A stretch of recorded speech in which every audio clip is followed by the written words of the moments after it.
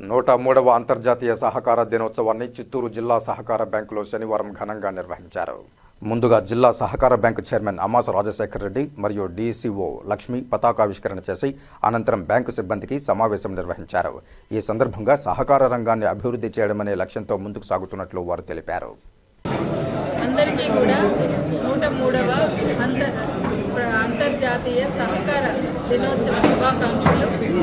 100 సంవత్సరాల ఘన చరిత్ర కలిగినటువంటి సహకార వ్యవస్థలో మరింత బలోపేతం చేయడానికి కేంద్ర రాష్ట్ర ప్రభుత్వాలు 2025వ సంవత్సరాన్ని అంతర్జాతీయ సహకార సంవత్సరంగా ప్రకటించి సంవత్సరం అంతా కూడా వివిధ రకాలైన కార్యక్రమాలను చేపట్టడానికి షెడ్యూల్ తయారు చేయడం జరిగింది. అందులో భాగంగానే ఈ సంవత్సరం మనం ఈ జూలై మాసంలో వచ్చేటటువంటి శనివారం రోజున అంతర్జాతీయ సహకార దినోత్సవంగా జరుపుకుంటున్నాం.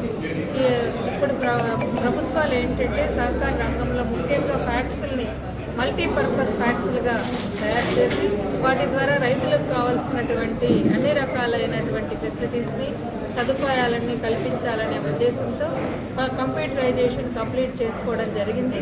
ఇప్పుడు ఫ్యాక్స్లో అన్ని సేవలు కూడా ఆన్లైన్ సేవలుగా నిర్వహించబడుతున్నవి.